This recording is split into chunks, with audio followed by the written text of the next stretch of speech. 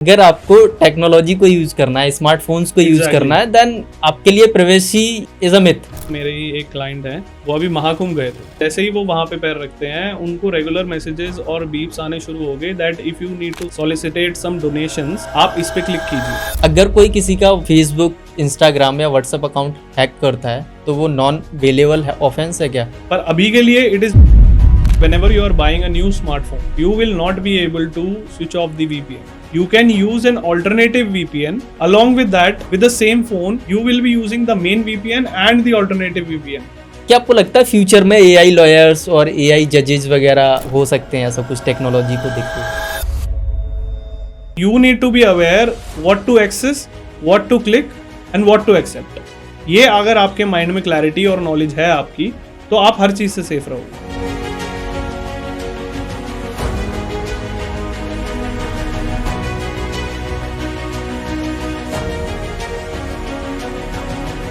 नमस्कार दोस्तों, welcome to legal lab. स्वागत है आपका लीगल लैब पॉडकास्ट के एक और एपिसोड में। मैं हूं आपका होस्ट दिनेश कुमार और आज हमारे साथ हैं एडवोकेट हिमांशु जी। सो सर, थोड़ा सा आप अपने बारे में हमारी ऑडियंस को बताइए। First of all thank you Dinesh ji मुझे यहाँ पे बुलाने के लिए। I am an Delhi High Court enrolled advocate practising in Delhi NCR, Haryana, Punjab and the southern states as well. And currently I have started my law firm also by the name of Midhavi Law Partners, and I've been practicing from last 8 years in this field.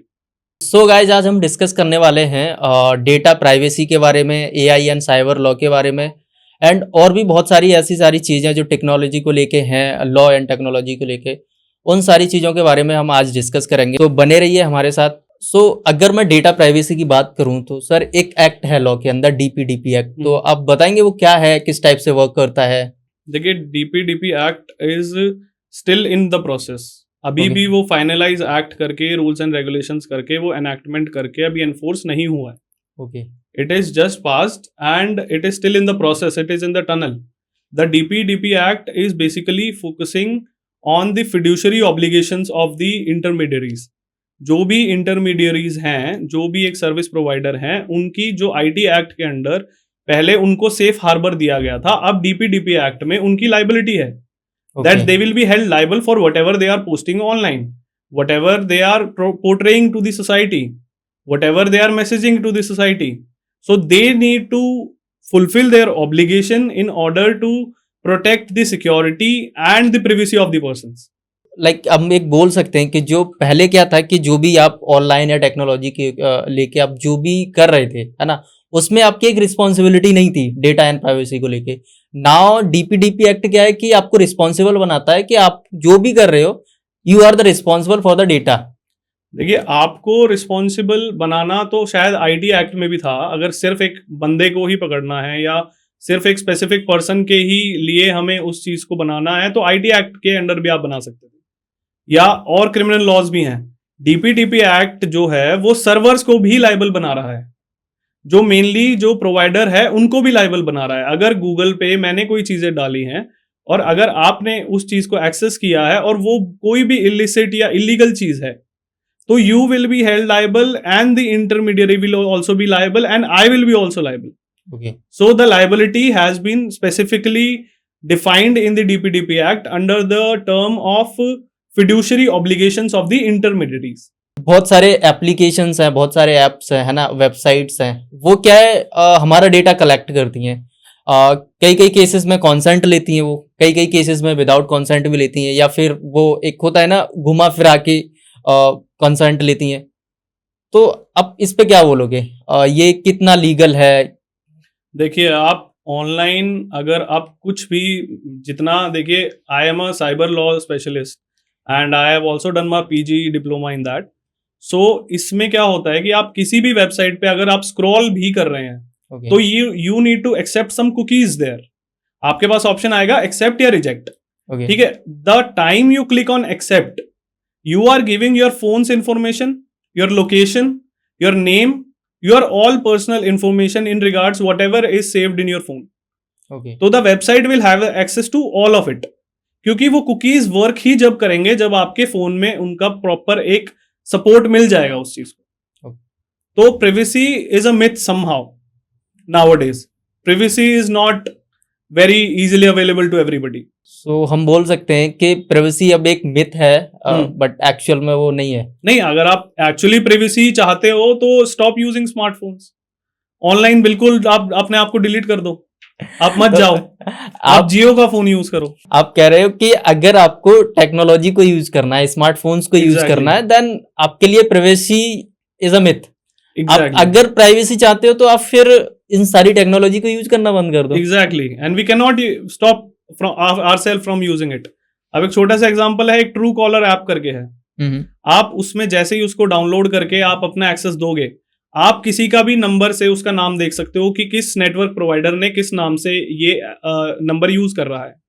आप easily देख सकते हो, पर आपको ये नहीं पता कि वो आपका नंबर और आपका नाम भी दुनिया को दिखा रहा है। और आपका कॉल लॉग नाम भी, नंबर नहीं, आपका पूरा कॉन्टैक्ट लिस्ट जो है ना, कॉन्टैक्ट लिस्ट नहीं, आपके कॉल लॉग्स भी, कि आप किससे कितनी देर बात कर रहे हो, उसका भी एक्सेस है उसके पास। इंडिया में मतलब इसके लिए क्या एक्शन लिया था? कुछ स्ट्रिक्ट एक्शन लिए थे या फिर क्या प्रोसीडिंग्स चली थी? तो जो भी ये फेसबुक का अभी जो लीक हुआ था, तो उसमें मेटा को जब आपने परमिशन दी अपने इन्फॉर्मेशन की, तो मेटा की 3 सिस्टर कंपनीज हैं, Facebook, WhatsApp and Instagram, which is govern by Meta. आपने जैसे ही उसका एक्सेस दिया तो आपकी इन्फॉर्मेशन, आप व्हाट्सएप यूज करना चाहते हैं सर, आपकी इन्फॉर्मेशन फेसबुक के पास भी चलेगी, आपकी इन्फॉर्मेशन इंस्टाग्राम के पास भी चलेगी। अब इसमें Karmanya Singh Sareen versus Union of India भी केस चल रहा है सुप्रीम कोर्ट में, और इसी के रिगार्ड में और भी चीजें और डेवलप हो रही हैं, and there is much in the tunnel to come still in the technological backgrounds. हमारा जो आधार कार्ड है अभी क्या है, उससे बहुत सारी चीजें लिंक की जा रही है ना, pan card, bank account, even property तक लिंक की जा रही है। तो यहाँ पे कुछ डेटा लीक्स होने का रिस्क वगैरह है कि एक चीज आ जाए तो सारी चीजें? देखो, बहुत ज़्यादा है। मैं अभी रिसेंट में ही आपको बताता हूँ, मेरे ही एक क्लाइंट हैं, वो अभी महाकुंभ गए थे। ओके। तो उनको रेगुलर वहाँ पे, जैसे ही वो वहाँ पे पैर रखते हैं, उनको रेगुलर मैसेजेस और बीप्स आने शुरू हो गए that if you need to solicitate some donations, आप इस पे क्लिक कीजिए। ओके। क्योंकि उनकी पर्सनल इन्फॉर्मेशन, उन्होंने कभी नेट एक्सेस नहीं किया, आप कोई वेबसाइट एक्सेस नहीं करी, उनको फिर भी वहां से मैसेजेस आने शुरू हो गए कि अगर आप डोनेशंस करना चाहते हैं आप इस पे क्लिक कीजिए। उनको तो पता भी नहीं था कि मैं कहाँ महाकुंभ हूँ या कोई और है, उनके किसी रिलेटिव को पता नहीं है। और यही चीज उनको बाद में पता चली जब उन्होंने परस्यू किया कि उन्होंने कहीं साइबर कैफे में अपने आधार की कॉपी कराने गए थे। Because Okay. आधार नंबर से आप इजीली सारी इंफॉर्मेशन निकाल सकते हो if everything is linked. So हम बोले कि बहुत बड़ा रिस्क है, लाइक एक्चुअली पर the government is working towards it and there are many things coming in the tunnel. जो डिजिटल एविडेंस होते हैं, जैसे व्हाट्सएप चैट्स हो गए, ईमेल हो गए, है ना, या मैसेजेस हो गए और एसएमएसेस वगैरह, तो ये कोर्ट इनको एक्सेप्ट करता है एज अ एविडेंस? जी, इसमें देखिए, there is a procedure in which you need to make it admissible in the court. And how will you make it admissible? By providing an affidavit of under section 65B of the Indian Evidence Act. आप एक affidavit के साथ आप उस चीज को submit करोगे, जो भी डॉक्यूमेंट्स हैं उनके prints, along with that if it is a video you will provide that to the court in a CD or a pen drive along with the certificate, and the certificate will include everything, as in which device it was recorded, at what time it was transferred to the pen drive or the CD, and at that time all the gadgets were working properly. तो ये आप एक affidavit में लिख के आप court में submit करोगे, उसके बाद वो एडमिसिबल होगा। उसके बाद कोर्ट उसको फॉरेंसिक्स के लिए जब भेजेगा, अगर उसमें कोर्ट को लगता है कि भाई बहुत ज्यादा हीनियस क्राइम है और इसमें हमें बिल्कुल भी रिस्क नहीं ले सकते, तो आपका जो डिवाइस है वो सबमिट होगा कोर्ट में, सीज होगा, वो सीज होगा, और सीज होने के बाद उसकी फॉरेंसिक्स रिपोर्ट आएगी। ओके। और उसकी फिर जेन्युइनिटी पे क्वेश्चंस उठाने के लिए opposite party is always free.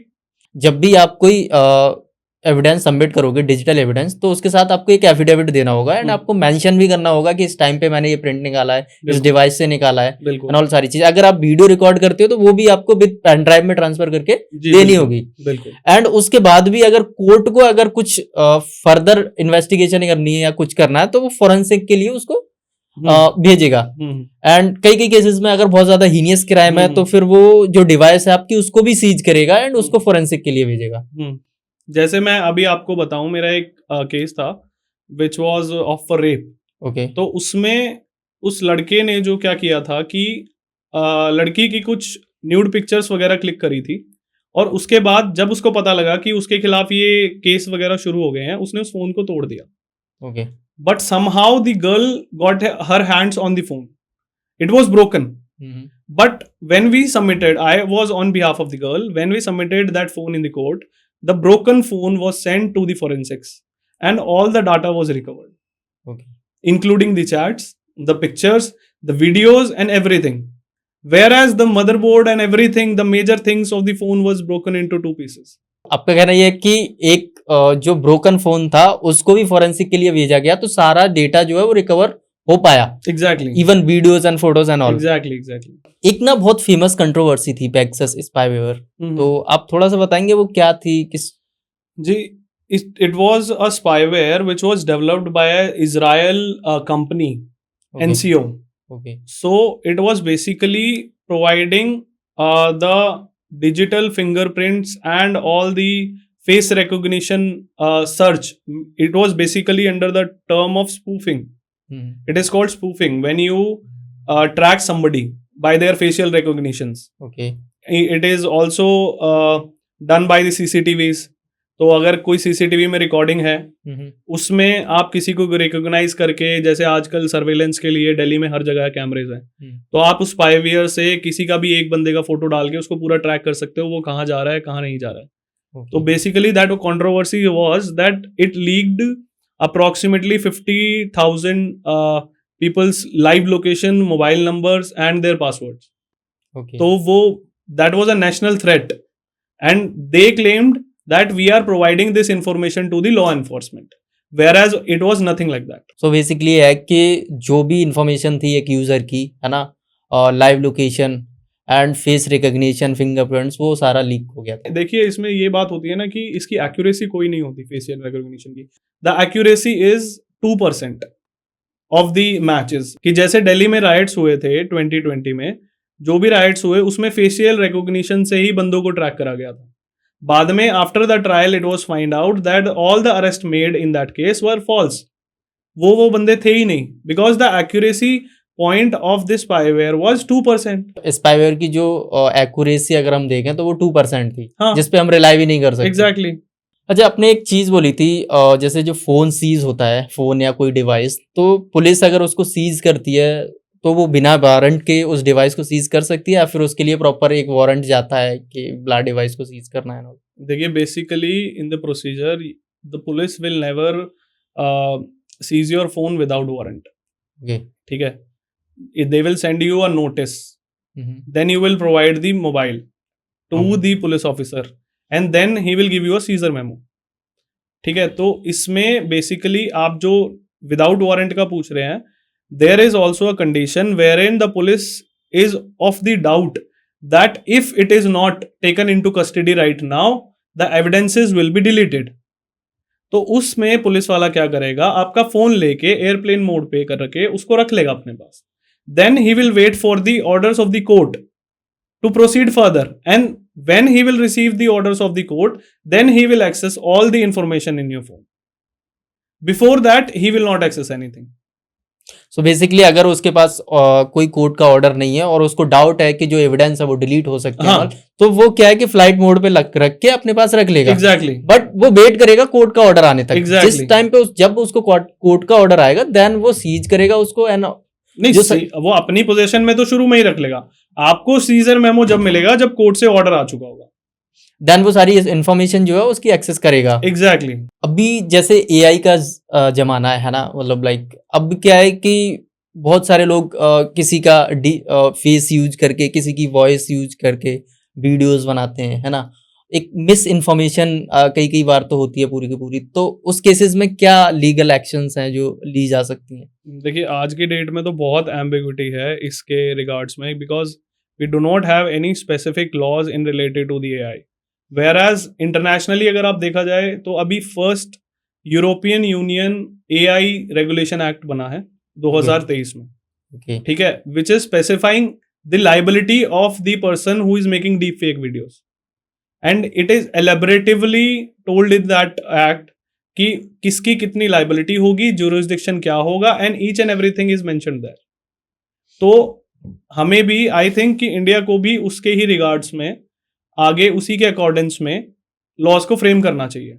क्या आपको लगता है फ्यूचर में एआई लॉयर्स और एआई जजेस वगैरह मतलब हो सकते हैं ऐसा कुछ टेक्नोलॉजी को देखते हुए? देखिए, ह्यूमन इंटरफेरेंस के बिना कुछ भी नहीं है। AI is just a thing which collects the data, processes it and then gives you in the plate. It is nothing beyond it. Okay ठीक है, एआई के सिर्फ 3 काम हैं। वो कलेक्ट करेगी डाटा, प्रिपेयर करेगी आपको क्या चाहिए, और आपको सर्व कर देगी। ओके आप ह्यूमन इंटरफेरेंस के बिना कोर्ट को नहीं चला सकते। Recently in 2023 the Delhi High court has held that you cannot expect ChatGPT or AI tools to decide the factual questions and the questions of law. तो आपको ह्यूमन इंटरफेरेंस की उसमें जरूरत रहेगी ही रहेगी। सो बेसिकली है कि एआई जो है कि वो एक ह्यूमन इंटरफेरेंस की जो है ना स्पेस नहीं ले सकता, वो रहेगा ही रहेगा। AI is just filling up the gap. वो एक हेलुसिनेशन है, जिन चीजों को हम एक्सेस नहीं कर सकते वो एक फेक चीजें भी कर देता है। जैसे recently I came across a case which was international case. So उसमें क्या हुआ था कि a person in New York court filed some cases which were fake, which were generated by chat GPT. तो चैट जीपीटी ने आपको फेक केसेस बना के दे दिए किसी के रिगार्ड्स में, और साइटेशंस भी फेक हैं। तो कोर्ट ने फाइंड किया कि इसमें जो भी गैप्स हैं वो सिर्फ फिल किए जा रहे हैं उससे, उसके अलावा कुछ नहीं हो रहा है। अच्छा, अभी क्या है जैसे जो एआई है ना उसका जैसे बोट्स वगैरह के साथ इंटरेक्शन बहुत ज्यादा है। लोग सीरी का यूज करते हैं, अभी जेमिनी आया है, जेमिनी का बहुत ज्यादा यूज करते हैं। तो यहाँ पे क्या लगता है, डेटा वगैरह का कुछ थ्रेट्स है या कुछ लाइबिलिटी है उन बोट्स की या फिर नहीं लीगल? देखिए, डेटा थ्रेट्स तो आपको रहेगा whenever you are switching your phone to the online mode, आपको डेटा थ्रेट्स वहीं से शुरू हो जाते हैं। ओके ठीक है, और दूसरी बात जो आप कह रहे हैं कि इंटरेक्शन में उनकी लाइबिलिटी क्या है, तो एट दिस पॉइंट उनकी लाइबिलिटी अभी नहीं है, जीरो है। उनकी कोई लाइबिलिटी नहीं है क्योंकि it is not defined. But there are many ways जहां से आप उसकी लाइबिलिटी बना सकते हैं। Okay. जैसे अभी रिसेंटली बहुत कुछ टनल में है गवर्नमेंट की तरफ से, एक डिजिटल इंडिया एक्ट करके भी आ रहा है जो इंटरमीडियरीज को लाइबल बनाएगा। ओके अभी इंटरमीडियरीज जो भी एप्स कहते हैं आप उसको, इंटरमीडियरीज जो सर्विस प्रोवाइडर्स हैं, उनको जो भी उनकी लाइबिलिटी थी आज तक वो आईटी एक्ट के अंडर सेफ हार्बर एंजॉय कर रहे हैं। अभी डीपीटीपी एक्ट आएगा, उसके बाद डिजिटल इंडिया एक्ट आएगा, इनके बाद इनकी लाइबिलिटी बढ़ेगी ही बढ़ेगी।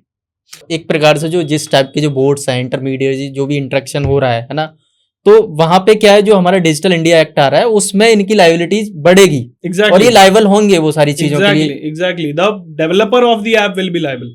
जैसे सिम स्वैपिंग होता है और बायोमेट्रिक क्लोनिंग हो जाता है, कई बार होता है ना, तो कोई लॉ है जो इनको मॉनिटर करता है या फिर? देखिए, इन चीजों के लिए लॉज तो एज सच नहीं है, बहुत एम्बिग्यूटी है अभी भी। ठीक है, nothing is in force right now. तो इनको लेके सिर्फ मैं इतना ही कहना चाहूंगा कि साइबर अवेयरनेस अगर लोगों को है कि how to protect themselves, see if you are stepping online you are open to all the threats. ठीक है, you need to be aware what to access, what to click and what to accept. ये अगर आपके mind में clarity और knowledge है आपकी, तो आप हर चीज से सेफ रहोगे। सो बेसिकली है कि लॉ तो कोई स्पेसिफिक नहीं है इन सारी चीज़ों के लिए, बट जब आप ऑनलाइन स्विच कर रहे हो तो आपको खुद इतना अवेयर रहना है कि मुझे किस पे क्लिक करना है, किसको एक्सेप्ट करना है एंड ऑल। तो एक एथिकल हैकिंग होता है ना, और उसके प्रॉपर प्रोफेशनल्स होते हैं। तो अगर वो बिना किसी कंसेंट के जिस प्लेटफॉर्म में वो बग्स वगैरह ढूंढते हैं या कुछ भी साइबर सिक्योरिटी ब्रीच वगैरह निकालते हैं, तो वो लीगल है या फिर नहीं? जब आप किसी भी वेबसाइट में बग्स निकाल रहे हैं या उसके फायरवॉल को ब्रेक करके आप अंदर घुस रहे हैं बिना उस वेबसाइट के ओनर की कंसेंट के, okay that in itself is illegal. Okay लेकिन कई बार कंपनीज हायर करती हैं जो कि आपकी वेबसाइट और जो भी आपके ऑनलाइन प्लेटफॉर्म्स क्लाउड्स हैं उनको चेक करने के लिए कि सिक्योरिटी रीजंस पे ये कहाँ पे ब्रेक हैं और कहाँ पे इनमें बग्स हैं जो कि हमें रिपेयर करना चाहिए। हमारा फायरवॉल कहाँ से ब्रेक हो सकता है, कहाँ से बंदा एक्सेस कर सकता है। ओके उन चीजों को इजी बनाने के लिए ताकि उनकी वल्नरेबिलिटीज आगे आ जाएं और फिर उनको कंपनीज ऑर्गेनाइजेशन उनको ठीक कर ले। एक अभिनव प्रकाश करके हैं, he is the in India he is the best bug bounty, okay, जो कि आपकी वल्नरेबिलिटीज आपको सबसे इजीली बता सकता है।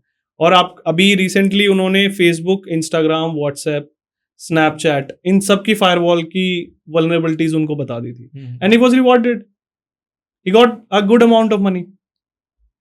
सो बेसिकली अगर लीगली देखा जाए लॉ के अकॉर्डिंग, विदाउट कंसेंट किसी भी प्लेटफॉर्म के अंदर घुसना, उसमें बग्स वगैरह ढूंढना, तो वो इलीगल है। एग्जैक्टली। बट कई कई केसेस में ऐसा होता है कि जो कंपनीज हैं वो अवॉर्ड करती हैं आपको, अप्रिशिएट करती हैं उसको।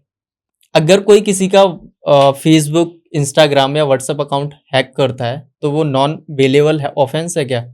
देखिए, under section 66 of the IT act, अगर आप किसी का भी सोशल मीडिया हैंडल को इजीली एक्सेस कर रहे हैं, उनकी पर्सनल इंफॉर्मेशन में एक्सेस कर रहे हैं विदाउट देयर इंफॉर्मेशन, तो you are committing a bailable offence. Cognizable है, 3 साल की उसमें आपको जेल हो सकती है, 1 लाख का आप पे जुर्माना लगेगा। ओके, तो वो नॉन बेलेबल नहीं है, पर वो बेलेबल है। अगर देखा जाए तो उसको 3 साल से ज्यादा अगर उसकी सजा कर देंगे तो वो नॉन बेलेबल की कैटेगरी में आ जाएगा, पर अभी के लिए इट इज बेलेबल। क्या डिजिटल फॉरेंसिक एविडेंस जो है उनका मिसयूज बढ़ रहा है अभी आजकल? देखिए, टैंपरिंग बहुत इजी हो चुका है डिजिटल फॉरेंसिक्स का आजकल, एआई टूल्स के होने के बाद। आप व्हाट्सएप में भी देखेंगे, उसमें भी एआई है। इंस्टाग्राम पे देखेंगे, उस पे भी एक एआई चैट है। आप स्नैपचैट पे देखेंगे, उसमें भी एआई है। तो it has become very easy to create a fake screenshot of anybody's WhatsApp chat and you can edit all the messages. तो अब इस हिसाब से टेम्परिंग हो रही है, आपको लग रहा है कि इजी टेम्परिंग हो सकती है, तो उस केसेस में गवर्नमेंट या लॉ क्या मतलब स्टेप्स लेता है, क्या चीज़ें कर रहा है जो इन चीज़ों को पकड़ सके कि ये टेम्परिंग हो रही है, नहीं होनी चाहिए? देखिए, अभी गवर्नमेंट जो है वो लॉज बना रही हैं जो कि इन चीज़ों को भी गवर्न करेंगे। Okay, that if you are tampering any evidence which is electronic, so you will be liable under the Digital India Act, okay, and you will be behind bars also.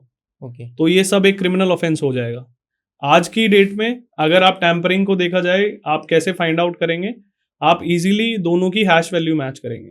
Okay, जो आपका phone या आपका device जो भी submit हुआ है, उस time पे फॉरेंसिक्स में एक कॉलम होता है हैश वैल्यू का, जो कि एक एल्गोरिदम से अल्फाबेटिकल की बनती है, जो आप सीजर मेमो में जब आप सबमिट करेंगे उस डेट को वो भेज दिया जाता है, और उसके बाद उसकी फॉरेंसिक्स रिपोर्ट में आपकी हैश वैल्यू आएगी, वो अक्यूज्ड को मिलेगी। और फिर उसके बाद जब आप एविडेंस की स्टेज पे जाते हैं, एविडेंस की स्टेज पे अगर आपको लगता है कि ये वाली चैट तो मेरी नहीं है या इसमें कुछ छेड़छाड़ हुई है, you can simply ask the court to send the document again for the forensics, and at that time you will find that just a minor change in the image, video or text can create a different hash value. Basically अगर बोला जाए तो जिस device से वो image बनी है या फिर कैप्चर की गई है और जो इमेज का डॉक्यूमेंट सबमिट किया गया है, दोनों की जो हैश वैल्यू है वो मैच करनी चाहिए। अगर वो मैच नहीं करती है, दैट मीन जो इमेज है वो टैम्पर की गई है या जो document. Exactly, because that is also governed by the blockchain technology, जो कि कोर्ट में एडमिसिबल हो सकती है। अभी आपने एक चीज बोली थी कि ब्लॉकचेन टेक्नोलॉजी, तो आपको लगता है कि फ्यूचर में कोर्ट्स जो है जो भी एविडेंस लेंगे वो ब्लॉकचेन टेक्नोलॉजी के? देखिए, कोर्ट को फ्यूचर में जाने की जरूरत नहीं है, कोर्ट आज भी ब्लॉकचेन टेक्नोलॉजी को एक्नॉलेज कर रहा है। ओके, क्योंकि आप देखेंगे जो भी डार्क वेब पे चीजें चल रही हैं उसमें क्या होता है, if you need to track somebody there are digital footprints, the other way out is the blockchain technology. Okay, आप इन्हीं चीजों से बंदे को एक्सेस कर सकते हो इजीली। बट अभी मैंडेटरी नहीं है ना वो चीज। See that depends upon case to case, वो केस टू केस डिफर करता है कि उसकी ग्रेविटी कितनी है। ओके, और सामने वाले बंदे ने जो वीपीएन यूज करे हैं, देखिए not everybody is a trained hacker here, somebody in India will leave a evidence behind them. Dark web आपने नाम सुना होगा बहुत ज्यादा, है ना? आपने अभी लिया भी था। तो वहां पे क्या है, बहुत सारे इलीगल काम होते हैं, है ना? तो लॉ उसको कैसे मतलब क्या प्लानिंग कर रहा है, उसको ट्रेस करे एंड ट्रैक करे उन सारी चीजों को? देखिए, there are only 2 ways out to track a person on dark web. One is by digital footprints, okay, the other is blockchain technology. Merely accessing dark web is not illegal in India, but doing any illegal activity on the dark web is illegal. So you cannot do any sort of exchange of goods of services which are illegal in nature. There should not be any circulation of the pornographic videos. Child pornography should not be there. You should not give anybody, there should not be a gun trade, human trafficking. All of this is going on the dark web. Even मैं बोलूँगा कि जितने भी like crime, एक आप बोल सकते हो कि जितने भी एक होता है ना बड़े जो गैंग होते हैं, है ना, अलग अलग चीज़ों में, फिर चाहे वो ऑर्गन ट्रैफिकिंग हो गया, ह्यूमन ट्रैफिकिंग, चाइल्ड ट्रैफिकिंग या चाइल्ड पोर्नोग्राफी, वो मेजरली डार्क वेब से ही ऑपरेट होते हैं, है ना। एंड अगर मैं बोलूँ कि उसको ट्रेस करने की, तो आज तक तो लॉ हमारा अनसक्सेसफुल ही रहा है वहाँ पे कुछ भी चीज़ें पकड़ने में एंड ऑल। नहीं, ऐसा नहीं है। देखिए, अभी कोर्ट भी अपने आप को उस चीज़ के लिए तैयार कर रहा है। The technological era of India is growing very rapidly, ठीक है। The laws are coming and they are in the tunnel and they will soon be enacted and enforced in India. So सारी चीज़ों को ईजिली हैंडल कर दिया जाएगा, क्योंकि we are also on the footstep of the western countries. European Union में already AI generative, Australia में AI generative rules आ चुके हैं, ठीक है। डार्क वेब पे भी उनको इजीली ट्रैक करना आ गया है। तो India is also preparing themselves for the upcoming technological era. अभी एक बीपीएन होता है ना, वो डार्क वेब से थोड़ा अलग है ना।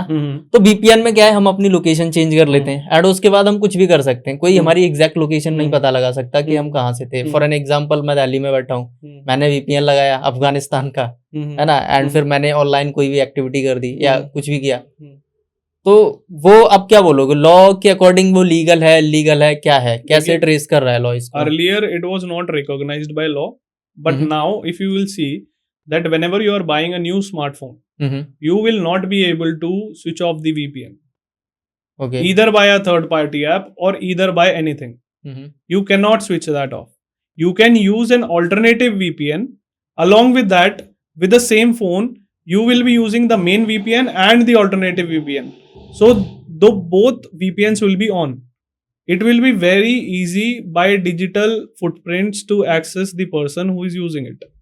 सो बेसिकली अब क्या है कि जो वीपीएन है उसको अल्टरनेटिव आप बोल सकते हो कि एक सर्वर बना दिया जाता है, बट जो मेन हमारा सर्वर है फोन का, ऑफ नहीं होगा, वो ऑफ नहीं होगा। कोई आपकी लाइफ में ऐसा केस आया है जहाँ पे वीपीएन का यूज करके उसने बहुत ज्यादा बड़ा क्राइम कर दिया हो या फिर फ्रॉड कर दिया हो? बहुत ज्यादा बड़ा क्राइम तो नहीं, but I will tell you a funny story which was a case to me wherein एक लड़का था जो कि recently was going over the technological era and learning everything, and he suddenly got an access to the office mobile number of the father. So what he did was he generated an audio in the voice of his father stating that this is my account number, please credit this and this amount to my account number. And he called from a different VPN which of Kazakhstan to the office number of the father and got the amount credited. Later on, when it was traced, when the police was involved, the enforcement was involved, the cyber team was involved, it was found out that it was the son only who got the amount credited into his own accounts for his own fun. So ये चीजें बहुत ही छोटी हैं, but अब easily accessible है, तो लोग इसको किसी भी तरीके से यूज कर रहे हैं। लाइक बहुत सारे केसेस में होता है, फिशिंग वगैरह के केसेस आपने भी देखे होंगे, है ना। तो अगर कोई इन सारी चीजों में लाइक इन्वॉल्व हो जाता है अनजाने में, तो वो उसको कैसे रिपोर्ट करे, क्या प्रोसेस होता है इसका रिपोर्ट करने का? देखिए, फिशिंग 3 तरीके की होती है। एक होती है fishing which is done by email, एक होती है smishing which is done by text message, एक होती है wishing which is done by call, wherein the criminal will induce the person, will entice the person to tell his own personal information to them, and then they will use it to access all the accounts and the passwords to get the financial benefit of that person. इसमें आप इसको easily अपने घर बैठे national cyber crime portal होता है, उस पर आप उसको ऑनलाइन जब भी जनरेट कर सकते हैं। ये गवर्नमेंट ने अभी रिसेंटली ही खोला था, जिसमें आप इजीली अपने जो भी आपके साथ होता है उसके screenshots along with whatever evidence you have, you can upload that document on the portal only and file the application. Okay. That will be, you will get the complaint number there and then. हमारी audience को कुछ message देना चाहेंगे? इतना ज़्यादा technology बढ़ रहा है, इतना एआई बढ़ रहा है इस ज़माने में। See, I will only suggest everybody here watching this podcast that you must be very much aware about what you are accessing on your phone. Don't just enjoy every clip you are seeing on the phone. You need to see and take responsibility of whatever you are accessing. See, in our phone also, there are many things, even by a click. Even by a click, you will give the whole access of your mobile phone to any website. There are many cookies, there are many trojans, you don't even know that they will access your phone and destroy everything. And the legality of all of this is not too strict at this point of time. So you will be haywire then. So guys आज का episode यहीं पे ख़त्म होता है। I hope ये episode आपको पसंद आया होगा and special thanks to advocate Himanshu ji for joining us today. Thank you so much. अगर आपका कोई क्वेश्चन है इससे रिलेटेड या कोई टॉपिक जो आप चाहते हैं हम अगले एपिसोड में कवर करें तो प्लीज़ आप उसे नीचे ज़रूर कमेंट करें। मिलते हैं अगले एपिसोड में एक नए टॉपिक के साथ, तब तक के लिए goodbye and take care.